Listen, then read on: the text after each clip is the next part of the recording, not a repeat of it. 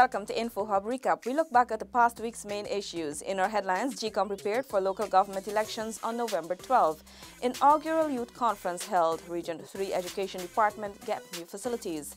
These stories and much more in this week's InfoHub Recap. First, we begin with this week's post-cabinet roundup, where we hear that Ghana is gearing up to host the ICAO meeting in November. A new Gaisuko board has been appointed, and India's Prime Minister Narendra Modi is due for a state visit in December. Here's more. Minister of State Joseph Harmon announced that the new board of directors of the Guyana Sugar Corporation has been approved and will serve for a period of 2 years. The members appointed were as follows: Mr. John Dow, Chairman; Mr. John S.L. Browman; Mr. Richard N. Comabach; Mr. Paul Chung; Mr. Fitz McLean; Mr. Vishnu Pandey; Mr. Ramesh Prasad; Mr. Naurang Prasad; Mr. Roy Hanneman; Mr. Claude Eric Housty, and those are members, along with Dr. Harold Davis, the acting CEO, as an ex officio member. Close to 400 delegates will be hosted in Guyana for the meeting of the International Civil Aviation Organization on air transport. The meeting is being held from November 21 to 23rd by ICAO, CARICOM, and the African Union under the theme Promoting Connectivity for Sustainable Transport Development. That will focus on such issues as harmonizing regional air transport, the regulatory framework, liberalization of air cargo, and thirdly, air transport and tourism. The third meeting of African states and the diaspora will also be held as part of this event and will focus on the promotion of tourism and air links between African states and the diaspora, including Caribbean states. A national committee under the stewardship of Director General of the Guyana Civil Aviation Authority, Colonel Egbert Field, is tasked with finalizing plans for the meeting. In October, Guyana will also be hosting the Least Developed Countries Small Island Developing States Trust Fund workshop on human rights for Latin America and the Caribbean region. Cabinet was advised that this event formed a significant part of a series of regional workshops to be held by the Office of the High Commissioner on Human Rights. Hosting of this workshop will be a further indication of Guyana's commitment to the promotion of human rights worldwide, and especially among CARICOM countries. Minister of Communities Ronald Bulkan submitted to the Cabinet a report on the National Conference of Local Democratic Organs hosted on July 26. Chairpersons of the Neighborhood Democratic Councils, Minister Harmon said, highlighted several impediments to service delivery. Recommendations emanating from the conference were made under 3 broad headings, and they were institutional strengthening and capacity building, infrastructural development and public awareness, and community participation. The recommendations will inform the Ministry of Community in its 2019 budget proposals. Cabinet accepted the report and urged that the process of enabling local democratic organs to improve the delivery of services to their communities be continued. Minister Harmon said Prime Minister of India Narendra Modi is expected here in December. It is anticipated that the Indian monument at Palmyra will be completed in time for that visit. The government has also extended best wishes to members of the indigenous community as the country celebrates Indigenous Heritage Month of activities. For InfoHub, Stacey Carmichael. Our infrastructure correspondent, Renetta LaFleur, recently traveled to the South Rupununi, where urgent repairs are being carried out on roads and bridges there to allow for comfortable travel to communities, especially now that 8 wells will be drilled in those parts. The project is divided into 3 lots, with Lot 1 being Lethem to Aishalton, Lot 2 Aishalton to Shiel, and Lot 3 Aishalton to Baishaidram. Region 9 engineer Raphael Lewis said, to date, the rehabilitation works are progressing well and are expected to be completed by the deadline. Yeah, we're just ensuring that the roads are in proper condition for the Brazilians to come through. right, with their machinery, right, with the heaviest one being about 57,000 tons, which would be a low bed, and the well drilling machines, because they plan to start from two different ends. One, from Shia, which is, they plan to start from Shia and having set up a base in Aishalton. Lots 1 and 2 were awarded to JR Ranch Incorporated and International Import and Supplies Construction Companies, respectively. International Import and Supplies Manager Roshan Rampasad said from Aishalton to Awaranao has been completed. They will now move on to Maruanao and Shia. Well, it was basically a trail, and we had to excavate a lot of soft spots. Our scope of works is to open the width of the road, truck some materials, mostly gravel, put down some HDP pipes.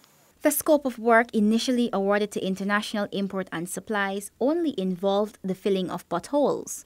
However, the contractor is also carrying out comprehensive work such as grading and shaping of the road. These rehabilitated roads are expected to withstand the elements long after the wells have been drilled.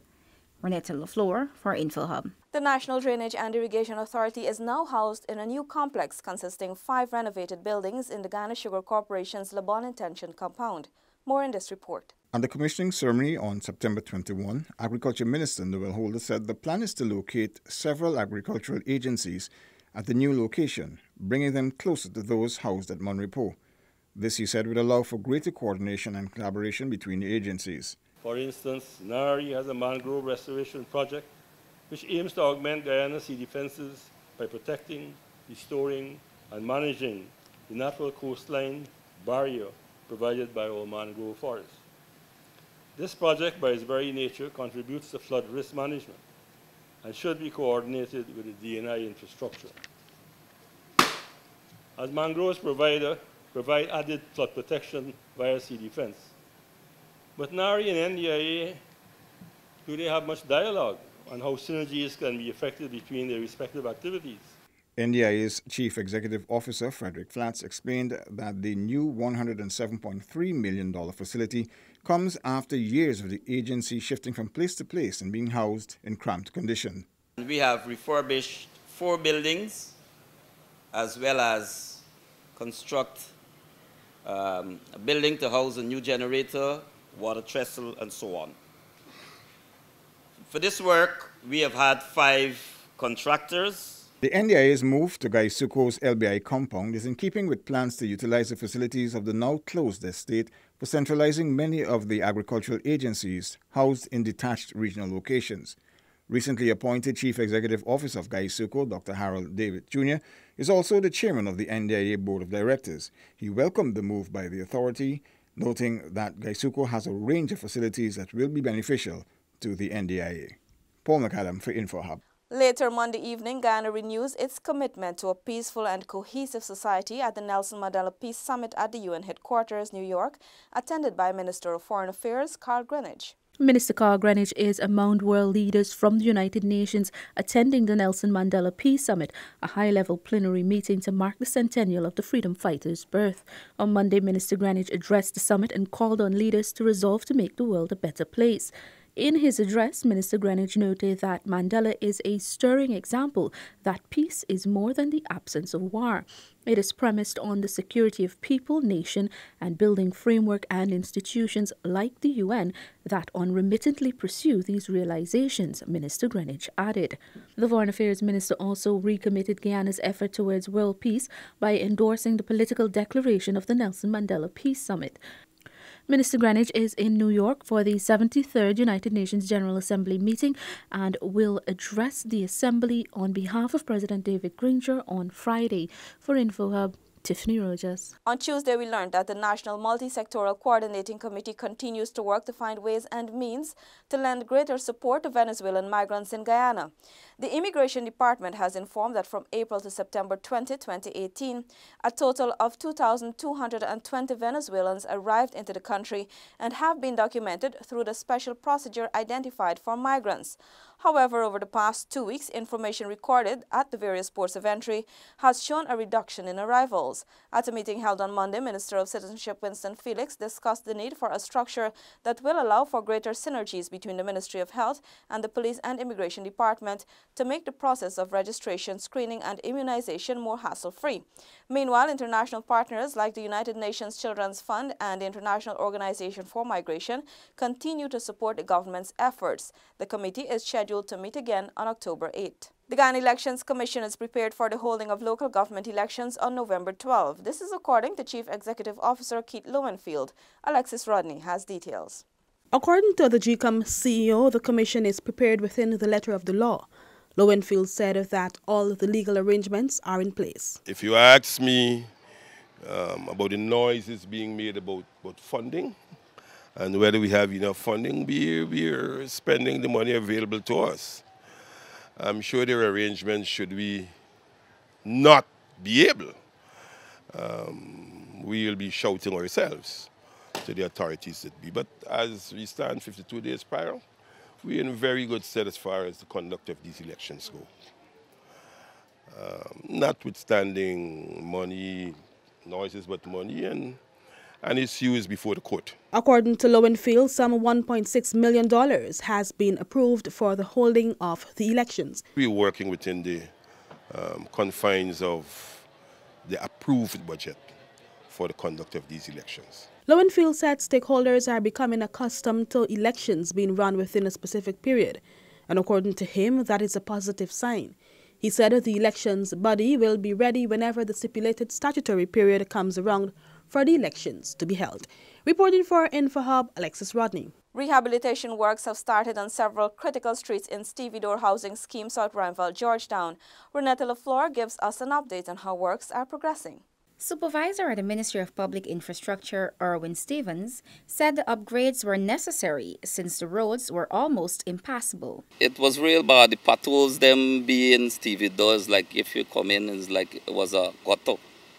Like if it was a gutter in Stevedore, it was real bad. The state was real bad.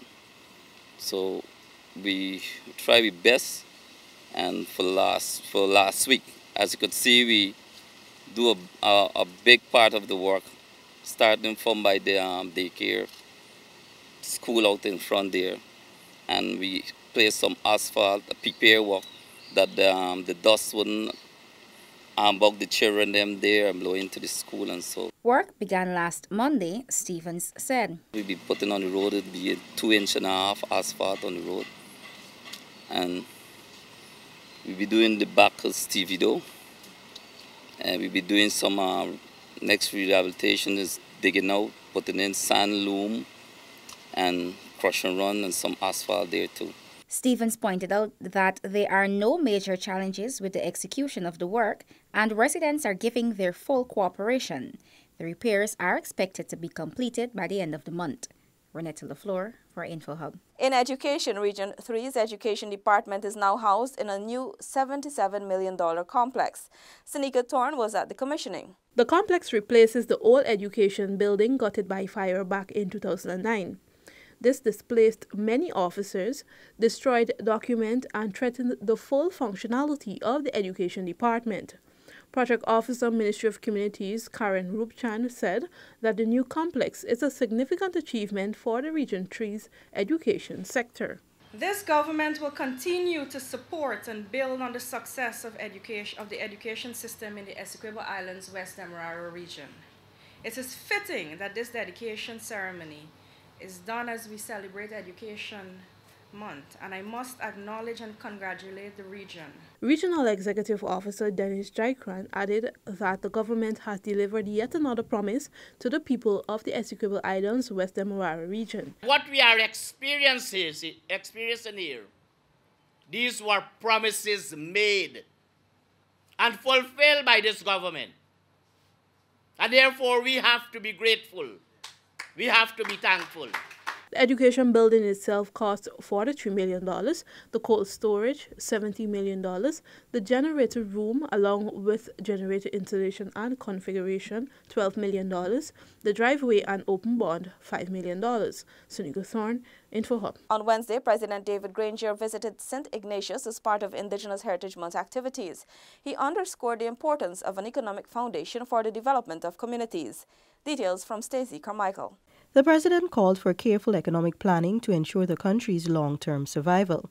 Citing the situation in neighboring Venezuela and the migration of thousands of persons, President Granger said village leaders and the government need to think of ways of building the Upper Takatu, Upper Essequibo region's resilience. How we will build resilience, how we will make this region strong enough to withstand any economic pressure, strong enough to ensure that our children and grandchildren could live.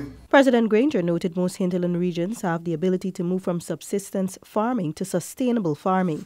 Region 9, the president added, is one of the most susceptible to the vagaries of the weather. He informed that in the next few days, over 5,000 members of the Brazilian Construction Engineering Battalion will be in the region to provide environmental security.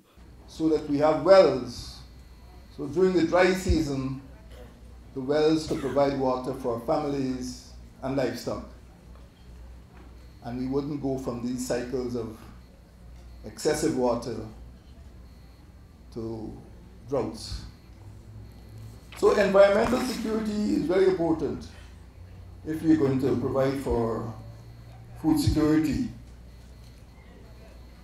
We have to look at other things too. So we have to take a second look at farming, at cattle rearing, at the whole livestock industry, to put it on a competitive footing so that we can see in the supermarkets Rupununi meat, Rupununi mutton, Rupununi beef once again. The head of state also called for more focus on other aspects of economic diversification, pointing to the many untapped resources, specifically in ecotourism. The regional chairman, Brian Alicock, was gifted a check in the sum of $500,000 and sports gear handed over to the Tushao Dennis Benedict by the head of state. For InfoHub, Stacey Carmichael. History was created on Wednesday as hundreds of young people from across the country gathered for the first National Youth Conference, which opened at the Arthur Chung Conference Center.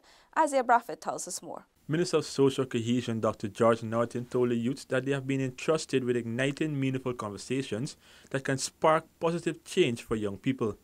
The minister said the government recognizes that the persons best suited to address the issues affecting youths are the young people themselves. I encourage you to take your role as participants in this conference seriously and try your utmost to be vocal, being respectful, of course, in all these discussions. The policymakers will be listening. We will be taking note of your concerns, and we will also be paying keen attention to your recommendations. This is your opportunity. Director of Youth Melissa Carmichael Haynes said the conference served to ensure that government carries out its mandate outlined in the National Youth Policy.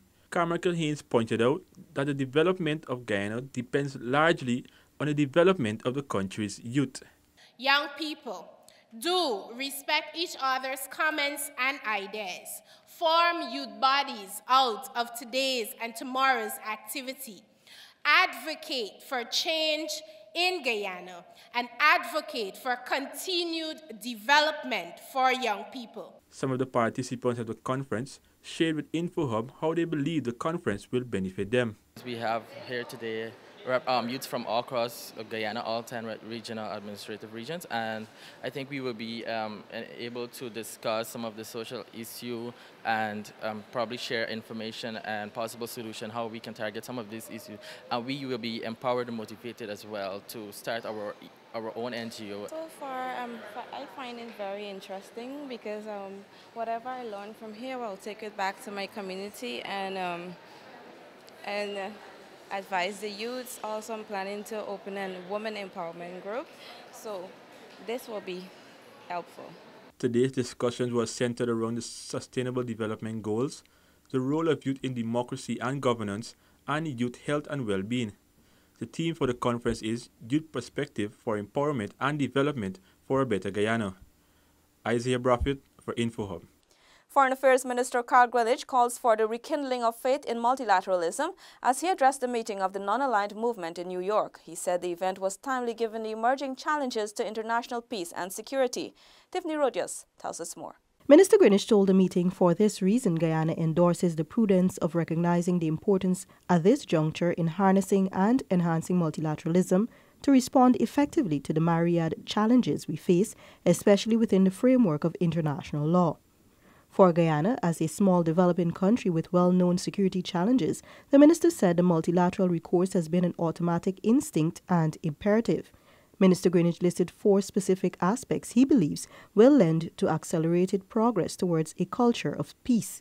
He called for a renewal of faith in multilateralism built on the foundation of dialogue, engagement, and compromise. The minister said, "The challenges we face at the current juncture require us to act in concert to generate real solutions, and my hope is that we will work together for the triumph of multilateralism."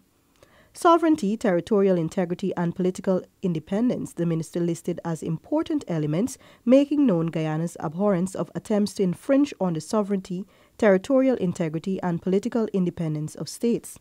He urged the movement to be unrelenting in its protest against every action that seeks to compromise these principles. According to Minister Greenwich, Guyana affirms that respect for the inherent dignity, equality, and inalienable rights of all members of the human family remains the foundation of freedom, justice, and peace in the world.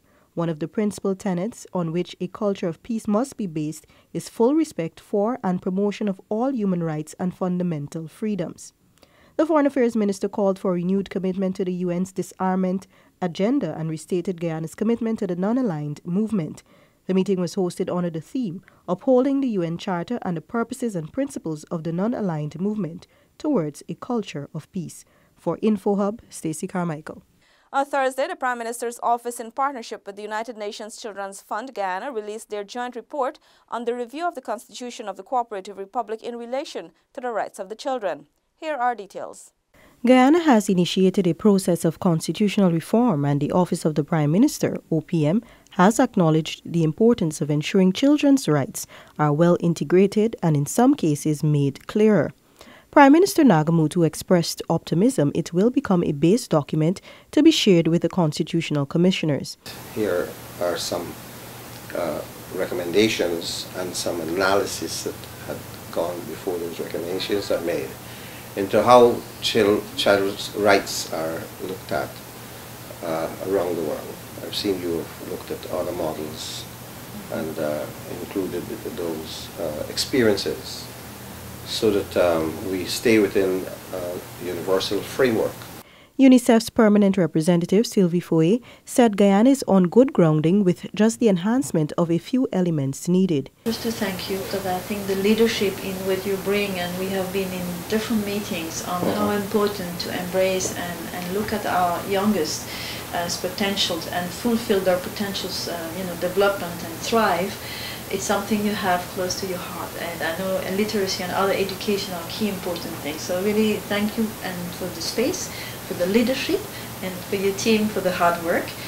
And I will use a slogan. There's a new campaign globally on youth agenda, and they say, the youngest are saying, it's not tomorrow, this is our turn, our time for our future. The OPM and UNICEF have committed to further collaborations, following up on the report's findings and encouraging its use during stakeholder consultations. This is to ensure that children's and youth voices can be fully heard and reflected in the Constitution. For InfoHub, Stacey Carmichael. The Office of the Prime Minister also handed over $5 million to the University of Guyana as funding for constitutional reform education. Stacey Carmichael has more. The Constitutional Reform Education Project is a collaboration among the Office of the Prime Minister, OPM, the United Nations Development Programme, UNDP, and the University of Guyana, UG. Prime Minister Nagamutu explained that constitutional reform is not for sloganeering, nor should it be used as an electioneering platform. He pointed to the University of Guyana's role in making the constitution more relatable for the wider public.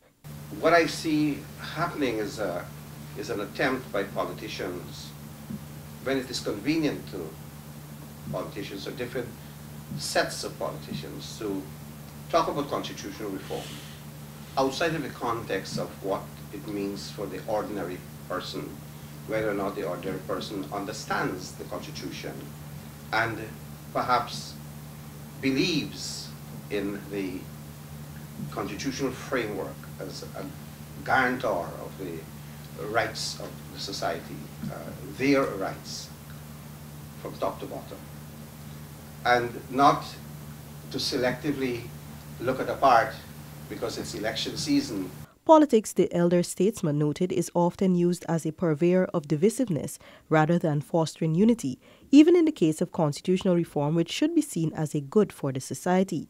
The OPM and UNDP have been working on the project document for some time, and UG has been included at this juncture as education is part of its remit. UNDP resident representative Mikiko Tanaka said after the 2016 mission, it was determined that consensus across political parties and public education were the two pillars of constitutional reform. Any discussion around reforming would require, that understanding of what is in the Constitution now and what is lacking or what needs to be, changed. UG Vice-Chancellor Professor Ivelaw Griffith is pleased with the university's role in the process. It's a journey that is not a sprint, but it's a marathon.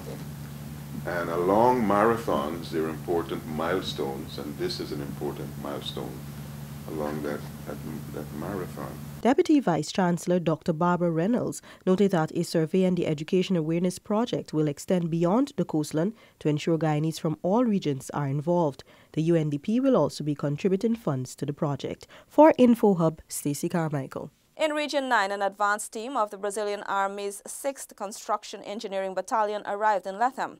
The team will travel to Aishalton to set up an operating base as part of preparations to drill wells in 8 South Rupununi communities.